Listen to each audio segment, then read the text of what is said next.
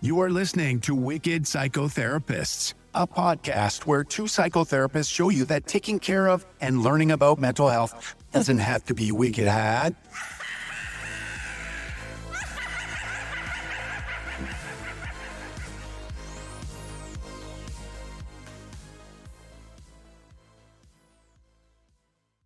Hey, I'm Erin Gray, And I'm Tanya Dos Santos. and we are the Wicked Psychotherapists. Yeah, so we are going to be talking about something kind of very New England-y, right? It is Not very relevant, but Yeah, we just kind of started chatting about family dysfunction, and then you had brought up your own kind of, family history with the Kennedys. yes.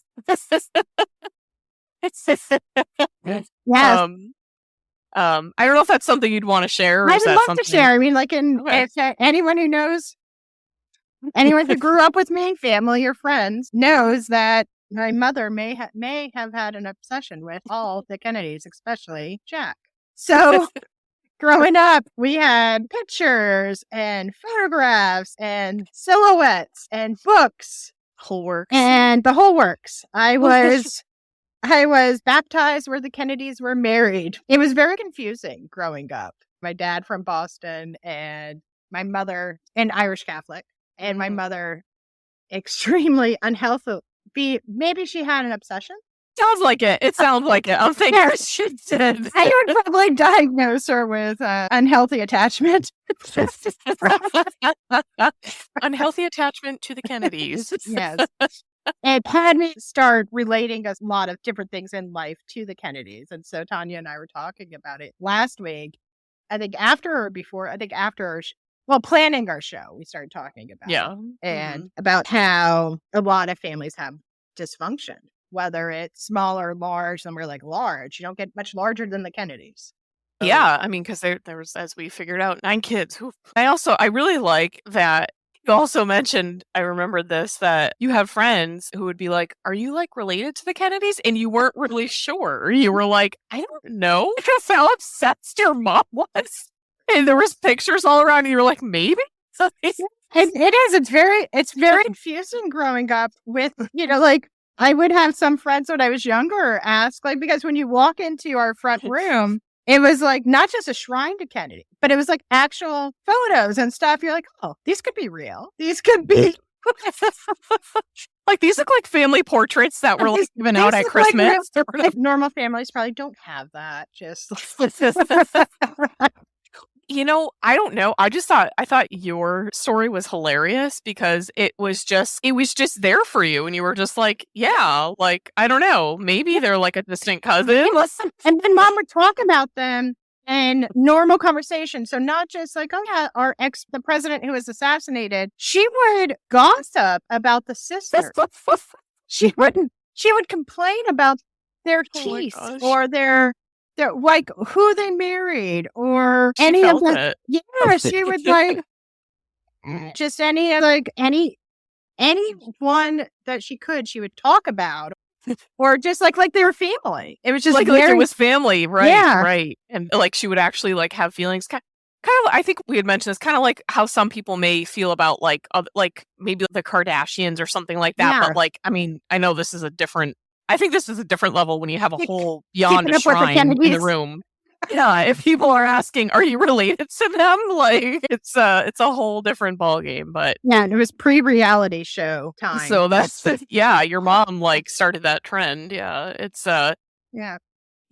it's. I mean, so I thought that's an interesting tie that you have, and and we're both from the area where the Kennedys are known for, and I'm from Western Massachusetts, but I'm very well aware, definitely heard about, Kennedys growing up and everything, having, houses on Martha's Vineyard, and kind of going out there and just kind of, seeing all the different, the JFK Museum out in Boston, you can't not have heard of the Kennedys in general, but especially if you grew up in Massachusetts or in the area, I mean, there's so many roads named after them.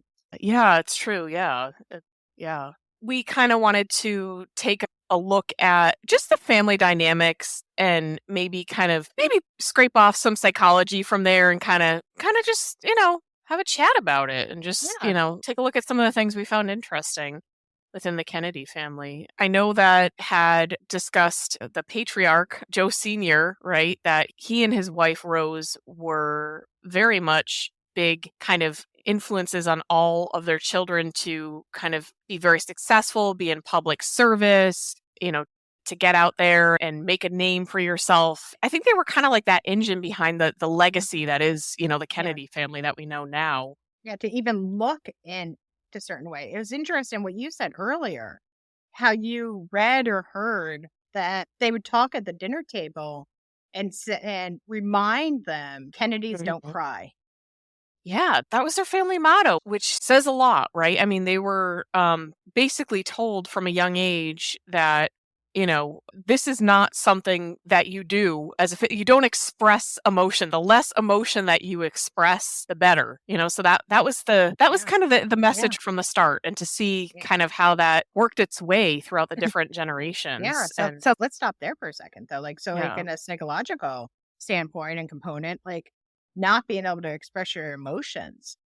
So that's really kind of creating a lot of dysfunction. You would think as a young child or a teen or adult, don't cry, you have to look happy, don't let anyone know how you're feeling.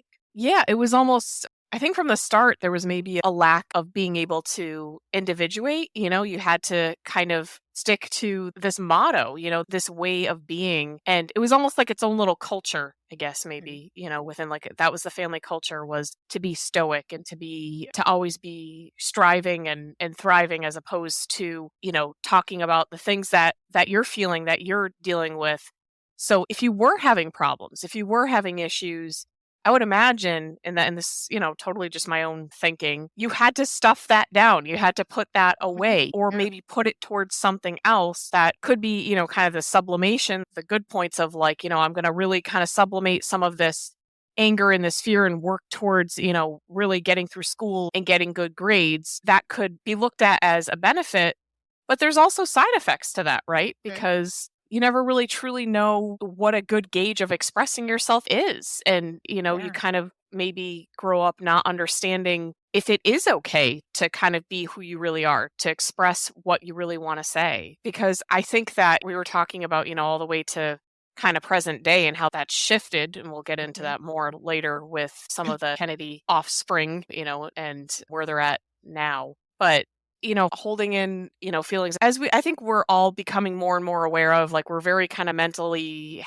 health versed, like we're very psychologically in like a healthy mindset as like a generation. I think we're kind of headed in that way. Yeah. It just creates a lot of other means to feel like you are not able to be who you are. And it continually creates this dialogue of, I'm not good enough.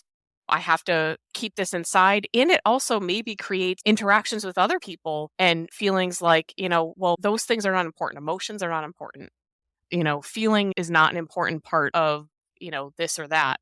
And considering that, some of them went on to, government positions, a lot of them, in kind of public service and everything, Yeah. you are deciding things and, kind of leading other people, right? Yeah. And that may have come directly from Yeah. that motto of Kennedy's don't cry, Yeah. right? Well, That it's just not there. well, then also I'm thinking too, like when they're younger, so the way that their mother was depicted, it doesn't seem like she was probably the warm, nurturing, come to me and shield you or protect you or let you cry. She was just as much a leader as Joe was in the, hey, this is what you're going to be. This is how you're going to act and how you're going to behave. And I know we said the family, like, how do they handle that? So they probably go to drugs and alcohol or other different behavior when they get older. Yeah, definitely. And there were some family members that did have drug and alcohol issues. I mean, one of the ones that stick out in my mind is, I know Ted Kennedy. He, Hmm. there was a lot of very public kind of maybe instances or issues where, there was run-ins with the law, or, issues kind of involving different types of individual circumstances, because there was 9 of them and there were some pretty tragic circumstances with a lot of them. I know that Joe Jr., the oldest, he died in a plane crash while he was serving in the military. And I guess Joe Sr. had, his dad had wanted him to go into politics. So when he died, he kind of, that was really, it wasn't even asked of John. It was like enforced that he would be going into politics. Like he had no choice. That was kind of what a lot of people said. So there's also kind of thinking of not only can you not really, you can't have these emotions or it's not okay to express them, which then says it's not really okay to have them, but you are going to go in this direction whether you like it or not. So there's no consideration of the child or the person for what their talents are, for what they're, what they would succeed at. It's more just what is needed, what is wanted from, the dad and mom, like what was being driven in that direction. And, I think I read that with John, with JFK, a lot of people said that he was not actually very extroverted. He was pretty introverted. He was very much kind of into like academia and law. And his older brother, Joe Jr., was very gregarious and was very much kind of more of a politician type, which is hard, I think, to imagine because I think we picture JFK as like the ultimate politician, right? Like, but I think he kind of had to be molded into that. So that was not really who he was. It's not who people thought, when they were talking about who he was when he was younger, they were like, he didn't really try for grades, but he was a very smart kid. He was clever. He was witty. So, just the psychology behind like I need to have a politician in the family. It was going to be this child. This child unfortunately passed away. It's now going to be you. Yeah. Is, a lot to take on. And there's something with the dynamics of the family where you probably weren't given the choice to say no or to say, I'd like a different route. Maybe I want to go stay in school and do something else or yeah, there was no choice, apparently, according to people that knew them very well, and even interviews given, by family members that Joe Sr. was just kind of said, this is what you're going to do, and that's that. There's no outside of that. From the start, it's a molding. It's almost like a molding of a person instead of, who is this person? Let me chip away and find the person in here. It's nope, you're going to be this person, whether, I'm going to make you into this person, whether you'd like that or not. And that definitely has a lot of components, feeling like you're never really being who you really are, having identity issues, maybe anxiety, depression, maybe just feeling kind of like you're not in the right place in your life. Yeah. I don't know if any of the Kennedys had that. I'm not saying that. I'm just saying, it would, just even from what we've learned from our schooling and our education is kind of the perfect storm for social anxiety, depression. If you're not able to have the outlet for your emotions, they're going to show up somewhere. Yeah. And then if you're not an extroverted person, usually, not all people who aren't extroverted, but a lot of, like more people than not tend to be, when you're a little more introverted, sometimes you do have a little bit more anxiety in different situations. Right. And which is so, I mean, I think John was really molded into this great orator, this great, like, I think he had a lot of confidence around crowds because he was kind of groomed to have that. But I think if he had a say in what he wanted, and I don't, I'm not I wasn't in his brain, but just from what people were saying, it sounded like he really wanted to maybe be, professor of law or, somewhere in academia, kind of that type of thing where he could kind of, roll around some of these ideas and really kind of see, what, the actual academics and learning, I think, really intrigued him. He enjoyed that. And, it's not to say that maybe he grew into this position and like, okay, yeah, this is me. Maybe he did. We're just kind of, I guess, speculating on this, just in terms of the psychology of how he was maybe molded into this personality. And, and I know we don't necessarily want to just focus on John because he's probably the most well-known, but there is another sibling that the eldest sister, Rosemary, who at very tragic circumstances that we were talking about. I think more and more people are starting to kind of, understand about, but not much was known about her for a while. But she was born with, I guess, an intellectual disability. She didn't quite fit that mold that, Joe and Rose had set up. She wasn't able to, she couldn't pass grades. Like she wasn't able to keep up with her other siblings.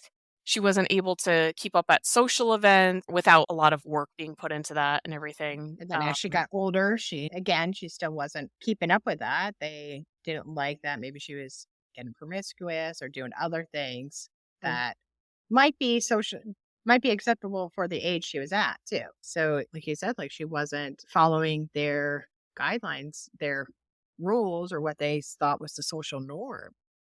Yeah, she definitely didn't fit, I think, that image, that legacy that Joe had in his mind. I definitely think we should maybe talk about why Joe had this legacy in mind a little later, and kind of, just kind of maybe some thoughts here and there if we have time. I'm not Yeah, I I'm was not gonna sure, say but this might even be a two-parter or a three-parter yeah, it show. might there's just so much. But yeah, so Rosemary was not able to keep up, I guess. The mom ended up having to get her private tutors, but she just was never able to learn as well as her siblings and kind of have that same ideal towards like striving and thriving and being successful, which was the Kennedy ideal, I guess.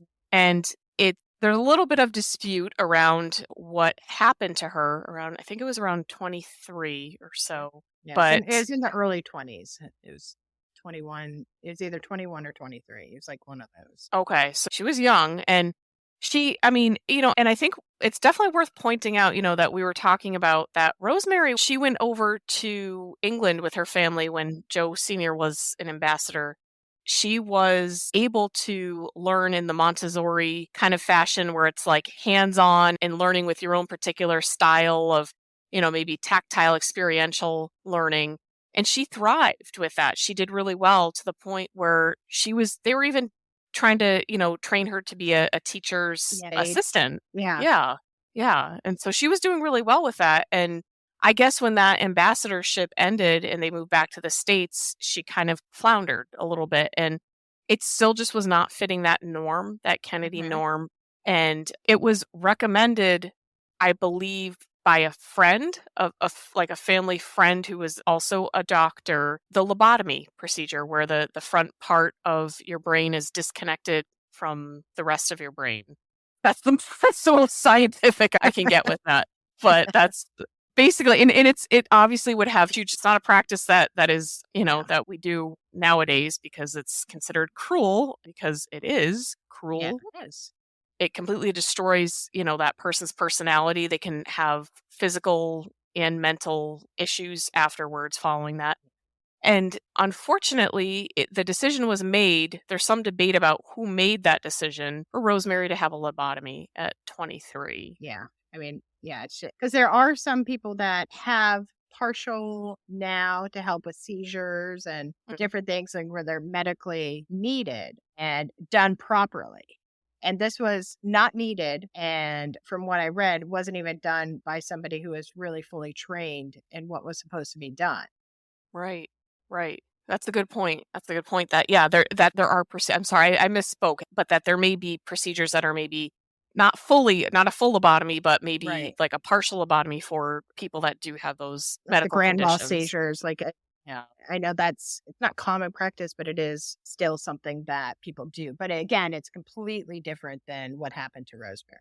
Yeah, because she, by all accounts, she was, she may not have fit that Kennedy ideal, but she was, able to carve out somewhat of a life for herself. She was able to interact, maybe not to the highest standards of what was expected of her, but she was able to get by, and she could have had probably a very fulfilling life. She had a lot of support, and she had a lot of, the financial means was there. But unfortunately, it is possibly a rumor. I don't know if it's true or not that Joe Sr. decided to go ahead with the lobotomy, didn't tell the mother Rose. A lot of people say Rose had to have known about it, but it was done. We don't even know if Rosemary knew she was going to have it done.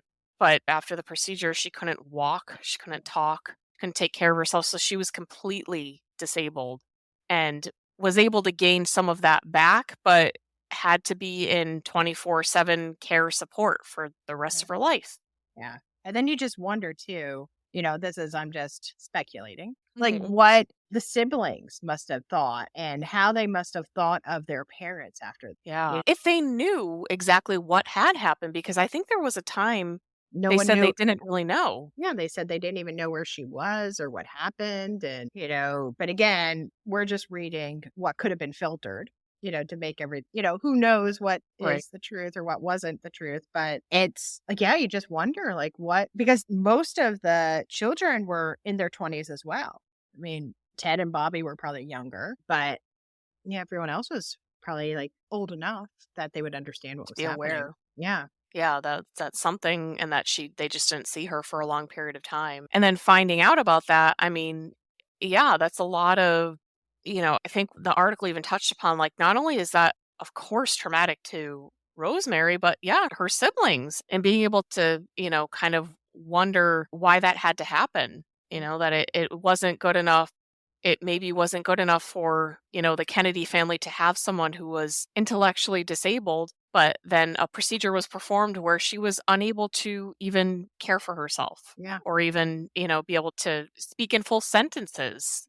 And that's got to feel all that pressure from childhood of, Kennedys don't cry and you need to be this politician, and then saying, oh, and you're not acceptable if you don't come Yeah. prepackaged like this as well. And here's to the point where we're going to go to this point, this extreme, to Hmm. even to say that, to prove it.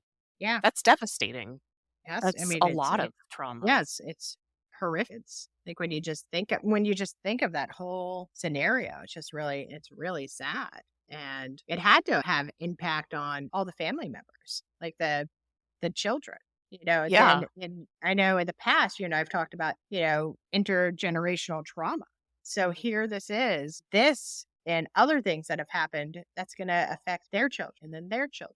And so, it has to be affecting them in some manner. Absolutely. And we even see it in the, kind of later in the establishment. There's a lot of agencies, a lot of organizations that are started, and a lot of bills that were introduced, or maybe not a lot of bills, but some bills that were introduced to help with children with disabilities, Yeah. guaranteeing services and funding and support did come out of that, so there, Yeah. there definitely was an effect on, the siblings kind of, and even the siblings children, right, even Yeah. knowing, Yeah. being aware of Yeah. that. What was it? Special Olympics and Best Buddies. And I'm sure other things Yeah. have been because of the mistreatment of their sister and aunt. And Yeah, it was, I think in some of the articles it even said it was directly inspired by that, just thinking about that. And I think it Patrick Kennedy that I think introduced a bill that then was, what was that article? I think that there was a bill that was introduced by one of the Kennedys that then later became the Americans with Disabilities. It like kind of was the grounding for Americans with Disabilities Act. I don't know if it would have been Patrick, because I think the American Disabilities Act was, It was in 1970. That would have been I think it was JFK yeah, actually that did that. because Patrick would have been a lot younger. Like was a politician, I think, more in like started in like the late 80s. Right, okay, yeah, so it's probably, yeah, I think it was JFK that he set the bill in motion, and then that later became a lot of the framework for the Americans with Disabilities Act. So there was a lot that came out of that, and the Best Buddies and the Special Olympics, those was it Driver. Eunice's children that Yeah, I I think always get mixed up. yeah, sorry, family. No, I'm just kidding. To your relatives. Yeah, I think it was whoever married to the Shriver. It was that Oh, family. okay. Okay, so they were very invested in that, and yeah, and I mean that was an inspiration they had stated, is that treatment. So there's it, and that was, I think a dark family secret, right? It was something that was not put out there. I think it just maybe in the 2000s was when it kind of started to come to light that had even happened. It just was not really talked about. So yeah, and even that having a secret, not even being able to talk about it does its own damage, right? Yeah. Well, and that goes back to, again, the dinner table of don't cry. And these are only things that we can talk about to everything else. It's like, okay, we're just being taught to carry our secrets. Yeah, absolutely. And I mean, you really do see its direct and indirect effects in that generation and the next generation. And I'm guessing probably we will continue to see some of those effects. I mean, because it just doesn't go away. There's either an action or reaction to a lot of these things. And it's hard to, I think, contain a lot of that inherited trauma. And I am wondering with all this, when we're talking about all these 9 siblings of Joe Sr. and Rose, all the different things that happened, I just wonder about, because I always kind of wonder, where did that kind of desire to push for that legacy, that Kennedy legacy, where did that come from? And that would probably be us even going back and finding a person who is an expert in genealogy or something that then helps us to go back a few generations to see what caused that or why. So what was Joe Sr.'s father like? Or what was his parents like? And so on. Because again, the generational trauma can go both ways. It could go like his father, a couple generations. And then so he's creating the same trauma for his children and his children's children and so on.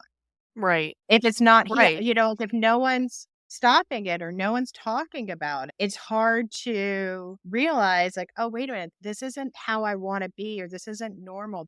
My mental health is being affected. A lot of people don't even have that language in their vocabulary because, Kennedys don't cry, or Smiths don't do this, or the Clarks don't do that, or whatever your family is. It's everyone has their family rules. Yeah, and it may not be, I mean, some of these things are, because nowadays I think a lot of people kind of embrace, being able to allow children to, kind of express themselves a little more, if not completely, at least a little more than former generations, right? And this awareness of mental health impacting quality of life, impacting learning style, impacting personality, all these different factors.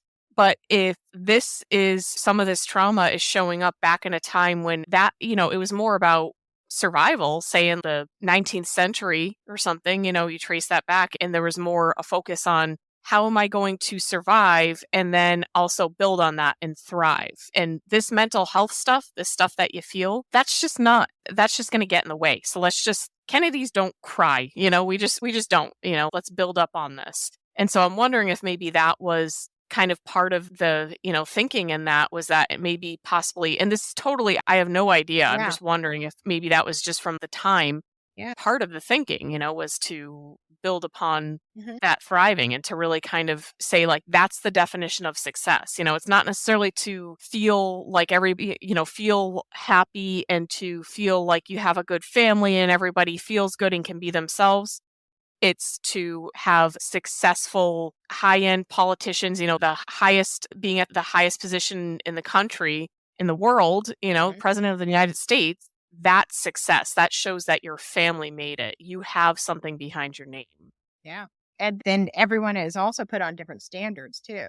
So now that this family member is whatever they're doing, now everyone else also has to have these standards, look a certain way and behave a certain way. It's really difficult to expect people to look and act and behave a certain way all the time because they're not robots. They're humans who do have emotions and do cry and do scream and, get mad and get sad, whether it's behind closed doors or not. And that's going to happen. And to kind of just discount that or to maybe punish that, that has different consequences for your mind and your body, to being able to accept who you are, accept what you're feeling, to trust what you're feeling, and to even recognize, what it is that is acceptable or not. And I am wondering a little bit if there is a little bit of, with what we were talking about with the, Irish culture, if that kind of comes into play, maybe some of the elements, I know that we had looked up that Joe Sr. and his dad and then his dad's dad were all born in Boston. Yeah. And they were, kind of Irish Boston. And maybe at the time they were being looked down upon. Maybe that was a time when, like you said, like Irish need not apply. There were signs posted. I know I heard from, my family, real family. The ones that you can trace your roots to. Yeah. Right.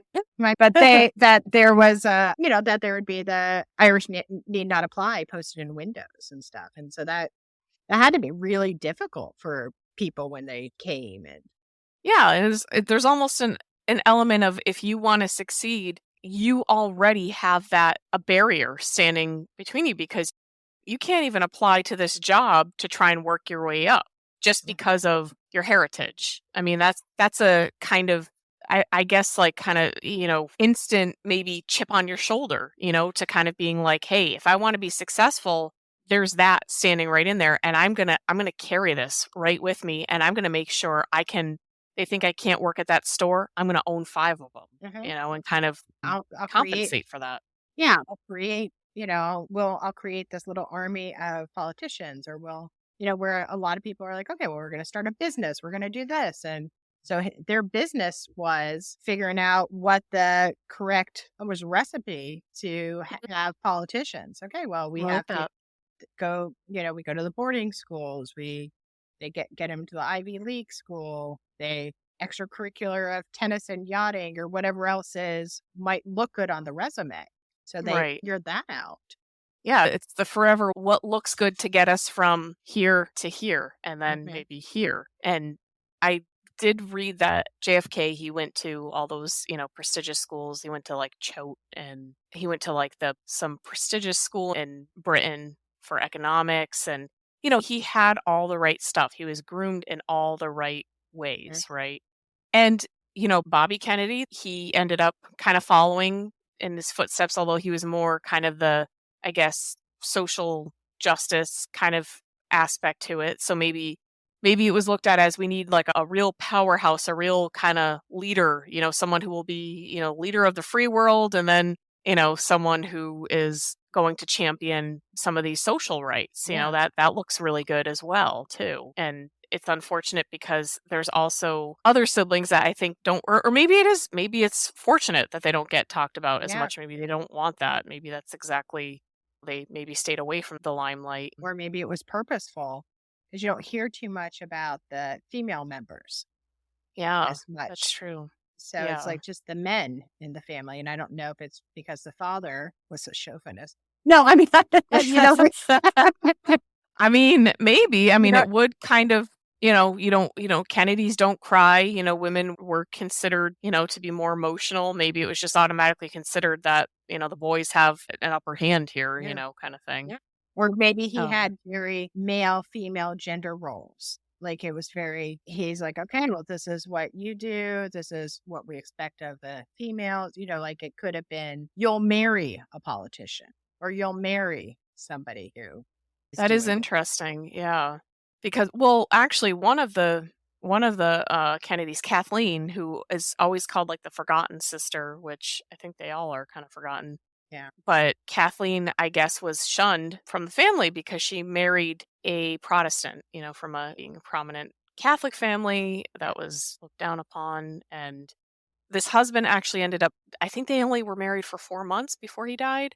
Kathleen went on to marry a high ranking military sergeant, I want to say, in the British military. I'm going to go with that. And, she was very, I guess, when she went over to live there, she was loved by the English people. They really liked her kind of quirky personality. She was really playful and they loved her over there. But unfortunately, she died really young at like 28 in a plane crash. His family is Yeah. really cursed with a lot of plane crashes and assassinations. Just riddled with it.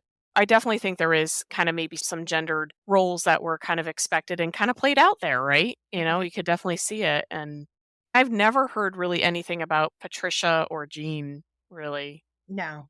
I really, Yeah. I hate to say that. The only thing I know about her is Jean is just that I Googled. I think she was the Smith's mom, but we don't need to give him any time. Yeah, that's good. Yeah. Yeah, which we'll probably touch upon. I think we will have to make this a two-part. There are some things that I want us to definitely talk about. Like in the present day, I think talking about Patrick Kennedy would probably be very interesting and needed just because how he has become such an advocate since he's left Congress for mental health and mental health awareness. And I think he's also either worked with or done volunteer work or been an ambassador for like NAMI. And so he's been really vocal about his mental health and his family's mental health. I think he wrote a book in like 2007 or something like that. So there's a lot that I think could be interesting to talk about. I was going to be like, let me just talk about it all, but I'll wait. He is really interesting, though. I mean, the stuff you were sending me about him, he is it's so interesting to know that evolution of Kennedys Don't Cry to where he's at, right? He is an open advocate of mental health. But he wasn't like, look at that. Yeah, it probably had to wait until, until his father died and other things. And what I read is he had to wait until he retired from politics before he could share the family secrets and share his stuff. So even with that, his career could have been affected by that. And he had to even, around that time, which was, like you said, like the 80s and stuff, he had to kind of keep that until fairly recently, right? I think he retired in 2006 or something around the time the book came out. So not even all the way from, what is it, in the 20s, 18, when they're all when they were born, all these 9 children, right? 1918, 1920s, and all the way till early 2000s before it could even be talked about. Not even really analyzed, not even really maybe discussed with family members. Yeah, because it's like, as an outsider, a lot of it we could be like, okay, yes. I mean, like, just doing the stereotypical, that person must be an alcoholic because his face is bright red and he's crashed a few cars and this and that, but it can't be talked about. Right. No one could say like, oh yeah, well maybe I suffer from depression, or I bipolar, or I have this, or I'm an alcoholic. That's never been talked about. And it's, it's sad that so many families have secrets, and especially this, we're talking about the Kennedys. So especially this family had so many secrets. Yeah. And we're choosing to focus on the Kennedys. And of course, we're not saying this is only something that the Kennedys have. It's just because they're so public and we're able to kind of put that analyzation and spin on it because of what and what they have, we know. and their family is so large. That's interesting that they have, like a lot of families have, you have everyone falls into the different roles, whether it's the rescuer, you're the hero, or the scapegoat, or whatever other, I can't think of all the different roles right now, but with a family with 9 children, everyone is following the protector and the enabler. So it'd be interesting to see. Like, I bet everyone probably fit into a couple of those. That is really interesting. And I definitely see that, JFK probably seems like he was the hero, Yes. he was kind of the one, which comes with its own, which usually is like the golden child, but that comes with its own weight, right? It's not just, it's not just sunshine and rainbows. But yeah, I agree. And I think it is a really good kind of almost like case study in being able to see psychologically kind of what can happen and what doesn't happen for a long time because of these, even just the motto of Kennedys Don't Cry. I mean, like that sticks in my head. That is such a strong motto. That it was like, it sounds like it was like they were sitting I imagine like a really large dinner table, because with 9 children, 2 adults. So you're, like, okay, well, we're talking about politics. We're talking about what we expect of you, because that sounded like that was a topic for meals. And okay, well, Kennedys Don't Cry. Or if you fall off your bike, or you're doing something and you hurt yourself, or you get hit in the head with a baseball when you're playing outside, whatever's happening, and you're just reminded, nope, Kennedys don't cry. Brush it off. You're okay. Yep. You should have done this, or do this next time. Well, now you know to do this. There's no kind of sympathy. There's no validation of feelings or way of being at all. And I mean, that really it shaped them all in different ways. I mean, we may not know as much about like Patricia or Jean or, anything like that, but, that in and of itself may be, there's also the invisible roles in families, right? The ones that kind of have to take on the back seat because they're the ones that maybe have to provide some sort of support from, maybe not being able to show themselves, but having to be present in certain ways. And maybe I'm just speculating, I have no idea. Maybe that was why they weren't heard about, or maybe somehow they were able to exert some sort of, ability to say, hey, no, I don't want this, or Joe Sr. did not put as much pressure for some reason on them, maybe. Yeah. I don't know. I don't know specifically. I'm kind of wondering, because if Joe Sr. was very interested in having almost like his own little Kennedy culture within a culture, there's all these different functions that have to support each other. And some of those are very upfront and center of attention, like JFK and Bobby, but other ones are more in the back. And who knows, maybe there's things that are still going to come out, that we don't know about that may involve some of those roles or ways that had to be. Yeah, then you wonder too how many generations after that generation were encouraged to go into politics. Even after Joe died. Yeah. Yeah, because I do remember, this wasn't too long ago, JFK's daughter, his only remaining child. Yeah, Caroline. Unfortunately, Caroline, yeah. She was going to run for, I think it was something in New York. Senator or governor? Possibly. I think she put in her bid, was I'm going to run. And then so many people had so much to say. And she's always been known to be like very private, which is, that reaction to, I don't want that life, or maybe that's just who she is. And then she withdrew. Yeah. That's going to have been taught too. Yeah. She decided not to run. And it was kind of, I thought back on that and I thought I was glad, because maybe she felt like, no, I don't want this, maybe. And again, I have no idea, but it was maybe she just thought like, this is already too much, just the talk about this, and I don't want this life. Yeah. And this is not, maybe she had that choice. Was that after her mom died, or was that? It was pretty recent. It was within the past 5 to 10 years. Okay, so I kind of remember it, but it's interesting. Yeah, it was. I just remember I thought it was really, because John Jr. was kind of going into politics. Like he kind of headed that way. He was kind of being forced into it because he had gone to, remember he had started that magazine company. Can't remember the name of the magazine, right? Was it called George? And it had, that sounds right. I think it was George. And so he had the magazine and he was happy with it, but it didn't, I don't think it had the reception that he had thought. So then he went to, I know he had gone to law school. He had failed the bar, I think 3 times. And because there was talk it's hard. about, I'm sure it's hard.